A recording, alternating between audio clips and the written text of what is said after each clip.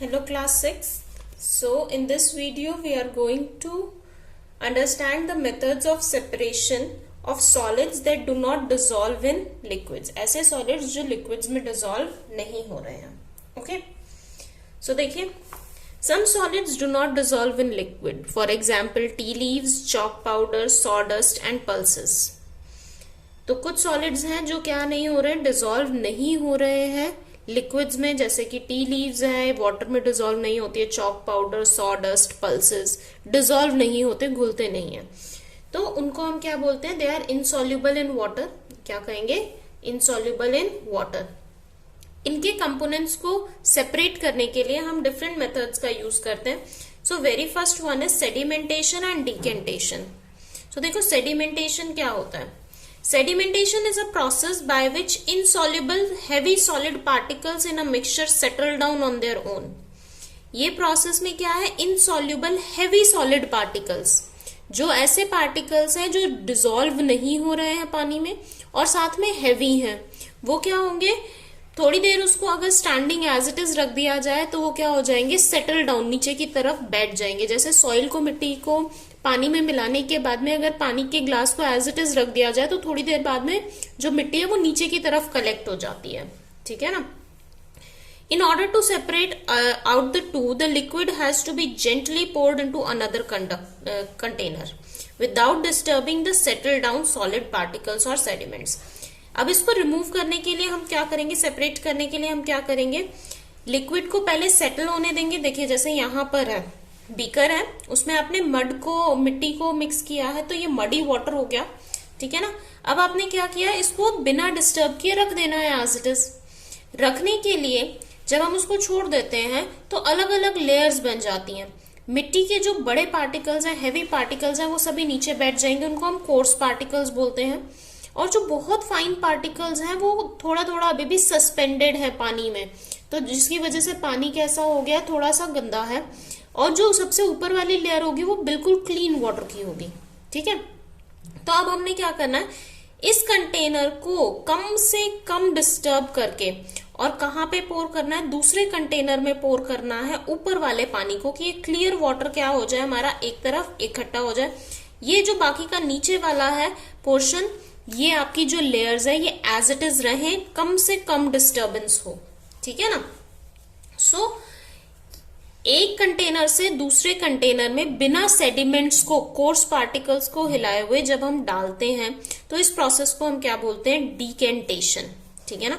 The process of obtaining clear liquid obtain करने की process by pouring it into another container, उसको दूसरे container में डाल के विदाउट डिस्टर्बिंग द सेडिमेंट्स, नीचे बैठे हुए सेडिमेंट्स को डिस्टर्ब किए बिना जब हम एक कंटेनर से दूसरे कंटेनर में लिक्विड को पोर करते हैं तो उस प्रोसेस को हम क्या बोलते हैं, डिकेंटेशन.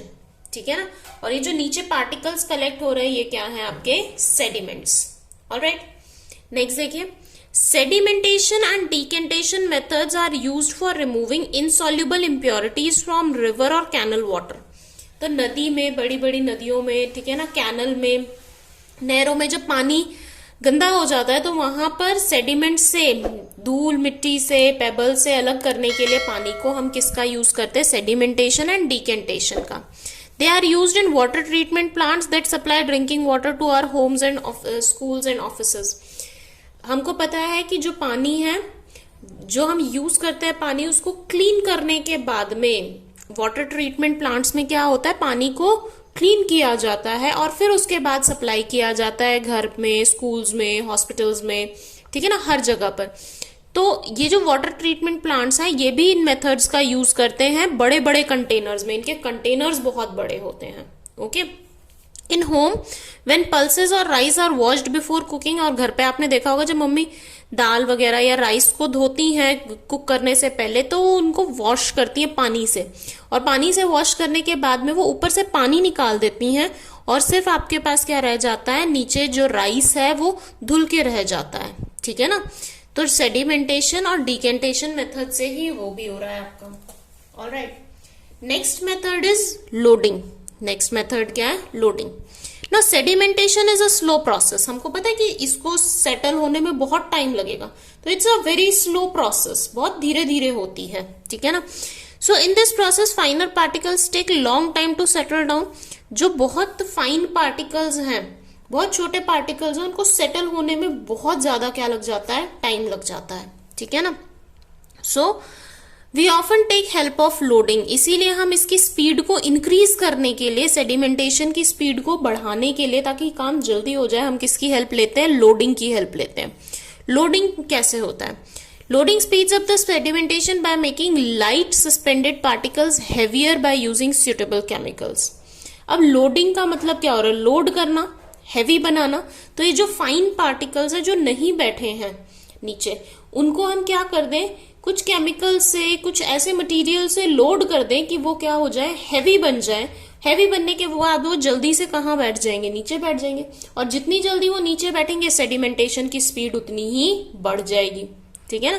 सो देखिए this activity, take a piece of alum, alum हमने फिट कर ही ली है, ठीक है ना। उसको एक थ्रेड के साथ हम बांधते हैं और उसको 3-4 बार किसमें डिप करते हैं, मडी वाटर में। ये जो मडी वाटर हमने लिया था, इसमें हम उसको क्या करते हैं, डिप करते हैं। तो क्या होगा, जितने भी फाइन पार्टिकल्स भी थे वो कोर्स पार्टिकल्स के साथ में सब नीचे बैठ जाएंगे, मड जल्दी से कलेक्ट हो जाएगी और ऊपर क्या आ जाएगा, आपका क्लियर वाटर। फिर डिकेंटेशन के थ्रू आप क्या करोगे, इस पानी को दूसरे कंटेनर में कलेक्ट कर लोगे। ये क्या हो गई आपकी लोडिंग प्रोसेस। इसमें क्या हुआ, एलम जो है, एलम क्या हुआ, वो बहुत जल्दी डिसॉल्व हो जाता है। फिटकरी जो है वो पानी में बहुत जल्दी घुल जाती है और वो किसके साथ में स्टिक कर जाती है, मड पार्टिकल्स के साथ में। जो बहुत छोटे पार्टिकल्स हैं मड के, मिट्टी के, उनके साथ में वो स्टिक कर जाते हैं, जिसकी वजह से मड के जो छोटे पार्टिकल्स थे, बहुत हल्के थे, वो हैवी हो जाएंगे। हैवी होने की वजह से वो कहाँ बैठ जाएंगे, नीचे सेटल हो जाएंगे और जल्दी से और क्विकली, इजीली, ठीक है। सो इसीलिए लोडिंग क्या कर रहा है, स्पीड बढ़ा रहा है सेडिमेंटेशन की। ओके, नेक्स्ट देखिए, it has been observe that it is sometimes difficult to breathe after a strong wind और स्टॉर्म। देखो, अगर आंधी तूफान आता है तो उसके बाद में सांस लेने में दिक्कत होती है। क्यों? क्योंकि बहुत सारी जो धूल मिट्टी है वो एयर में, हवा में सस्पेंडेड, फ्लोट करते हुए रह गई है, ठीक है ना। ये जो फाइन पार्टिकल्स थे ये भी तो फ्लोट कर रहे थे ना पानी में, तो ऐसे ही हवा में बहुत सारे जो धूल मिट्टी के पार्टिकल्स हैं वो फ्लोट कर रहे हैं। This is due to presence of suspended particles, dust particles in air, क्योंकि पार्टिकल्स क्या है, एयर में प्रेजेंट है डस्ट पार्टिकल्स, तो हमें सांस लेने में क्या होती है, दिक्कत होती है। लेकिन रेनफॉल के बाद में क्या होता है, रेनफॉल के बाद में जो हवा होती है वो ज्यादा साफ हो जाती है, हमें अच्छा फील होता है। क्यों? क्योंकि जो डस्ट पार्टिकल्स हैं वो किससे लोड हो गए, वाटर से। इस बार लोड करने का काम किसने किया, वाटर ने। उनको हैवी बना दिया डस्ट पार्टिकल्स को, डस्ट पार्टिकल्स सेटल हो गए, नीचे बैठ गए, जिसकी वजह से क्या हो गए, हमारी जो एयर है वो ज्यादा जल्दी क्या हो जाती है, क्लीन हो जाती है, ठीक है ना। नाउ नेक्स्ट देखिए, do you know shopkeepers often sprinkle water around their shops if the area is not cemented. अगर एरिया कच्चा है, ठीक है ना, सड़क कच्ची है शॉप के सामने, तो शॉपकीपर क्या करते हैं, उसको बार बार पानी के साथ में पानी छिड़कते रहते हैं, स्प्रिंकल करते रहते हैं पानी को। Also before sweeping a dusty room water is sprinkled. और अगर कहीं कच्चे एरिया में आप झाड़ू लगा रहे हो, ब्रूम कर रहे हो, सफाई कर रहे हो, तो आप वहां पे भी क्या करते हो, करने से पहले वहां पे हल्का सा पानी छिड़क के लगाते हो। क्यों स्प्रिंकल क्यों करते हैं हम पानी को? क्योंकि पानी क्या करता है, डस्ट पार्टिकल्स को लोड कर देता है, हैवी बना देता है, डस्ट पार्टिकल जमीन पे बैठ जाते हैं और वेजिटेबल्स वगैरह जो शॉपकीपर के हैं वो गंदे नहीं होते हैं, और आपकी जो ब्रूमिंग है, सफाई है, वो जल्दी से और आसानी से हो जाती है। अगर आप बिना स्प्रिंकल किए ब्रूम करोगे, झाड़ू लगाओगे, तो बहुत धूल मिट्टी उठेगी, जिससे आपको भी सांस लेने में दिक्कत हो सकती है। ओके, नाउ देखिए next one, filtration. Filtration process जो है, in order to make tap water fit for drinking. Tap water जो है वो क्लीन तो नहीं होता है बिल्कुल, ठीक है ना, क्लीन होता है लेकिन इतना नहीं होता है कि हम उसको मतलब डायरेक्टली पी सकें। सो उसको हमने क्या करना है, क्लीन करना है। तो इन दिस प्रोसेस हम कौन सी प्रोसेस का यूज करेंगे, फिल्ट्रेशन का यूज करेंगे, जिसमें इनसॉल्युबल सॉलिड इम्प्योरिटीज, ऐसी इम्प्योरिटीज जो इनसॉल्युबल हैं, जो घुली हुई नहीं है, ठीक है ना, उनको हम पानी से सेपरेट करते हैं ताकि पानी को हम फिट फॉर ड्रिंकिंग बना सके, पोर्टेबल बना सके। Now filtration is therefore a process of separating insoluble solid like mud, tea leaves, etc. from liquid using fine porous material called filter. Filter का यूज करते हैं, आपने देखा होगा मम्मी जो पानी होता है उसको छानती हैं, ठीक है ना, बहुत फाइन कपड़े के साथ में, जो ऐसा कपड़ा जिसमें जो होल्स है वो बहुत फाइन हो, ठीक है ना, ताकि जो भी डस्ट पार्टिकल्स है वो कपड़े पे रह जाए। तो उस टाइम पे जो कपड़ा है वो ज्यादातर मुस्लिन क्लॉथ का यूज होता है, उसमें उसको हम क्या कर सकते हैं, यूज कर सकते हैं क्लॉथ को, ताकि फिल्ट्रेशन हो, ताकि जो गंदगी है वो ऊपर रह जाए, डस्ट पार्टिकल्स, और पानी जो है वो क्लीन होकर आपका नीचे जाए। ये फिल्ट्रेशन हमने क्लास 4th में भी पढ़ा था, ठीक है ना। सो देखिए, there is an activity, take some muddy water in a beaker. एक बीकर में हमने मडी वाटर लेना है, गंदा पानी लेना है, और हमने फिल्टर पेपर लेना है। अभी देखो मेरे पास फिल्टर पेपर नहीं है, बट मैं आपको फोल्ड्स बता सकती हूँ। हाउ टू मेक अ कोन, आप सर्कुलर शेप से भी बना सकते हो कोन, ठीक है ना, आप रेक्टेंगुलर से भी बना सकते हो और आप स्क्वायर से भी बना सकते हो। I can take a square paper, हम एक स्क्वायर पेपर ले लेते हैं। Look, this is not a filter paper, ये एक नॉर्मल पेपर है, और इस नॉर्मल पेपर को पहले मैं स्क्वायर की शेप में कट कर रही हूँ। I am cutting it. Okay, now आप सर्कुलर शेप के पेपर से भी बना सकते हो और स्क्वायर शेप के पेपर से भी बना सकते हो। ऑलराइट, अभी हमने क्या करना है, will fold it, half fold and then again a half fold. अब जब हम इसको फनल में रखेंगे तो ये देखिए इस तरीके से ये शेप बन गई हमारी, राइट। ऐसे नहीं ओपन करेंगे हम, 2 साइड्स पे नहीं, क्योंकि ये तो ओपन हो जाएगा। तो 3 on 1 side and 1 on 1 side, इस तरह से हम इसको ओपन करके कोन बना सकते हैं, कोन की शेप दे सकते हैं, ठीक है ना। लेकिन ये फिल्टर पेपर के साथ करेंगे, ये नॉर्मल पेपर है, और फिल्टर पेपर ज्यादातर सर्कुलर इन शेप आता है, तो आप उसको 1 फोल्ड करोगे, 2 फोल्ड करोगे, और फिर उसका क्या बन जाएगा, आपका कोन बन जाएगा, ठीक है ना। हम क्या करेंगे, हमने जो भी पानी लिया है, ठीक है ना, उसको हम एक बीकर में लेंगे, मडी वाटर, ठीक है। साथ में हमने क्या करना है, एक फनल को स्टैंड की हेल्प से, फनल स्टैंड की हेल्प से फनल को अपने प्लेस करना है, और उसके नीचे हमने एक बीकर रखना है, खाली बीकर। ऊपर से हमने क्या करना है, ग्लास रॉड की हेल्प से मडी वाटर को बीकर में डालना है, फनल में डालना है। लेकिन फनल में डालने से पहले हम उसमें ये जो हमने कोन बनाया फिल्टर पेपर का, हम इसको फिक्स कर देंगे, ताकि पानी फिल्टर पेपर से होता हुआ फिर नीचे जाए, ठीक है ना। फिल्टर करना है तो छलनी तो चाहिए ना, तो ये फिल्टर छलनी की तरह काम कर रहा है। तो यहाँ पे हमने फिल्टर पेपर को रखा, और फिर जो भी पानी है आपका जो नीचे कलेक्ट होगा डालने के बाद में, वो बिल्कुल क्लियर वाटर होगा, और जितने भी रेसिड्यू होगा, रेसिड्यू मतलब इनसॉल्युबल इम्प्योरिटीज, वो कहाँ पे कलेक्ट हो जाएंगी, आपकी ऊपर कलेक्ट हो जाएंगी फिल्टर पेपर में। तो ये जो पानी है क्लियर वाटर, इसको हम बोलते हैं फिल्ट्रेट, इसको हम क्या बोलते हैं, फिल्ट्रेट। और जो ऊपर कलेक्ट हो रहा है that is your residue, insoluble components या इम्प्योरिटीज आप कह सकते हो, ठीक है। So this is the simple method of filtration. हम फिल्ट्रेशन अपने घर में नॉर्मली भी करते हैं। देखिए next, do you know muslin cloth, filter paper या कॉटन वुल, चारकोल और even fine sand can be used as filters. Cloth का हम यूज करते हैं, मुस्लिन क्लॉथ एक तरह का बहुत फाइन क्लॉथ होता है, जिसमें जो होल्स हैं वो बहुत कम होते हैं, जिसकी वजह से इम्प्योरिटीज को बिल्कुल भी नहीं जाने देता है।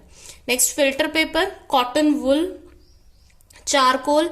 चारकोल और सैंड पार्टिकल्स का हमने ट्रेडिशनल फिल्टर में, क्लास 4th में हमने ट्रेडिशनल फिल्टर किया था, जिसमें हमारे पास में यहाँ पे 1 मटका, फिर 2 मटका, 3 मटका, इस तरीके से थे, और नीचे जो पानी आ रहा था वो बिल्कुल क्लियर आ रहा था। तो यहाँ पे एक में हमने चारकोल रखा था, एक में हमने सैंड पार्टिकल्स रखे थे, और फिर ऊपर से पानी होता हुआ नीचे आ रहा था, फिल्टर होता हुआ 1 by 1, ठीक है ना। सो सैंड और इसको भी हम यूज कर सकते हैं। अब देखिए, the method of filtration is use to separate out tea leaves from tea. Filtration को हम चाय पत्ती अलग करने के लिए यूज करते हैं, टी से, छलनी की हेल्प से। We use a sieve for it, छलनी का यूज करते हैं। Filtration is also use by water work department to purify water. जहां वाटर ट्रीटमेंट प्लांट्स में सेडिमेंटेशन और डिकेंटेशन का यूज होता है, वहां पे फिल्ट्रेशन का भी यूज होता है ताकि पानी को साफ किया जा सके। और हम ग्रेवल, सैंड इसकी लार्ज क्वांटिटीज में है यूज करते हैं, जैसे हमने ट्रेडिशनल मेथड में किया था। Okay, next one is centrifugation. Now this is a very new process और बहुत इंटरेस्टिंग है। देखिए, in this method it is method used to separate the fine particles suspended in a liquid by rotating the mixture at high speeds। हम क्या कर सकते हैं, इस मेथड को यूज कर सकते हैं ताकि जो फाइन सस्पेंडेड पार्टिकल्स हैं, अभी तो हमने देखा कि जो कोर्स पार्टिकल्स हैं वो बहुत इजीली बैठ जाते हैं, नहीं तो हम लोडिंग से बैठा देते हैं, ठीक है ना। लेकिन फिर भी कुछ ऐसे पार्टिकल्स होंगे, फाइन पार्टिकल्स, इतने छोटे पार्टिकल्स जो अभी भी आपके नीचे नहीं बैठ रहे हैं, वो अभी भी फ्लोट ही कर रहे हैं मिक्सचर में। So in that case what we will do, हम जो मिक्सचर है उसको बहुत हाई स्पीड पे रोटेट करते हैं। किस पे रोटेट करते हैं? हाई स्पीड पे, जिसकी वजह से क्या होता है, जो आपके लाइटर पार्टिकल्स हैं, ठीक है ना, जो हल्के पार्टिकल्स हैं, सस्पेंडेड पार्टिकल्स, वो फ्लोट करके और आपके कहाँ पे आ जाते हैं, ऊपर की तरफ आ जाते हैं मिक्सचर में। और जो हैवी पार्टिकल्स हैं वो कहाँ चले जाते हैं, नीचे की तरफ बैठे रहते हैं। सो देखिए, centrifugation is done with the help of machine known as centrifuge. Centrifugation जो है वो इस मशीन की हेल्प से किया जाता है। इस मशीन का नाम है centrifuge. Heavier particles tend to settle down at the bottom of the container. जो हैवी पार्टिकल्स हैं वो कंटेनर के नीचे सेटल डाउन हो जाते हैं और जो हल्के पार्टिकल्स हैं वो ऊपर रह जाएंगे। Separating cream from milk, mummy क्या करते हैं, ये वुड चर्नर की हेल्प से आपने देखा होगा कि मम्मी मक्खन बनाते हैं। ये जो मक्खन बनता है ये भी इसी तरह से बनता है। जो क्रीम होती है उसमें आपका क्या होता है, क्रीम को सेपरेट करने के लिए मिल्क से हम क्या करते हैं, चर्नर का यूज करते हैं, ताकि जो क्रीम है, जो लाइट पार्टिकल्स है वो ऊपर की तरफ आ जाए और जो मिल्क के हैवी फैट पार्टिकल्स हैं वो नीचे रहते हैं, ठीक है ना। By churning, it is an example of centrifugation often used in many households. Centrifugation is widely used in dairies at homes to churn out butter from milk. मक्खन जब बनाती हैं मम्मी क्रीम से तब भी यूज करते हैं। Butter being lighter floats on the top. Butter जो होता है वो हल्का होता है, मक्खन हल्का होता है, इसीलिए वो ऊपर की तरफ फ्लोट करने लग जाता है जब उसको काफी स्पीड के साथ में हिलाया मूव किया जाता है, ठीक है ना। So here look, my mother is using an electric churner, जिसको हम कह सकते हैं ब्लेंडर, जो सबके घर पे प्रेजेंट होता है, उसका यूज़ करके मदर किसको रोटेट कर रही हैं, अ मिक्सचर ऑफ कर्ड को रोटेट कर रही हैं, ठीक है ना, एट हाई स्पीड। उससे क्या होगा, जो हमारा मक्खन है वो अलग से फ्लोट करेगा because it is light. It will take a little bit of time, थोड़ा सा इसमें टाइम लगता है, बट आफ्टर दैट आपको देखने को मिलेगा कि यहाँ पे जो आपका मक्खन है वो फ्लोट करके और सॉलिडिफाई फॉर्म में और ऊपर अलग से सेपरेट हो जाएगा, और जो हैवी पार्टिकल्स हैं वो फैट्स के वो कहाँ रह जाएंगे, नीचे मिल्क में रह जाएंगे, ठीक है। सो इसको भी बहुत स्पीड से रोटेट किया जा रहा है। इलेक्ट्रिक चर्नर का हम यूज़ इसलिए करते हैं ताकि प्रोसेस हमारा जल्दी हो सके, क्योंकि वुड चर्नर से करने में बहुत ज़्यादा टाइम कंज्यूम होता है, ठीक है ना। तो आजकल बेसिकली वुड चर्नर का यूज़ कम होता जा रहा है और हम ब्लेंडर्स या इलेक्ट्रिक चर्नर्स की ही हेल्प लेते हैं। देखें, ये आफ्टर सम टाइम, कुछ टाइम के बाद में, काफ़ी रोटेट करने के बाद में स्पीड पे देखिए अलग से क्या आ गया है, मक्खन अलग से निकल गया है आपकी लस्सी में से, और जो लस्सी है वो सेपरेट हो गई है, ठीक है ना। So this process is known as centrifugation. जब हम मिक्सचर को क्या करेंगे, हाई स्पीड पे रोटेट करेंगे ताकि जो उसके पार्टिकल्स हैं, कॉन्स्टिट्यूएंट पार्टिकल्स, वो क्या हो जाए, आपके सेपरेट हो जाए। So this is known as centrifugation. A traditional long-handed wooden churner is still in use to separate butter from cream. Cream से बटर, मक्खन अलग करने के लिए इस वुड चर्नर का यूज किया जाता है। अपने अपने घरों पे देख सकते हो इसको इजीली, क्योंकि कई घरों में हम मक्खन बनाते हैं, तो it's very easy to find it. Okay, now after this, in the next video we'll be doing the next part of the chapter. If you have any problem till here, यहाँ तक किसी को भी कोई भी problem है, then please contact and comment below. So goodbye everyone, take care.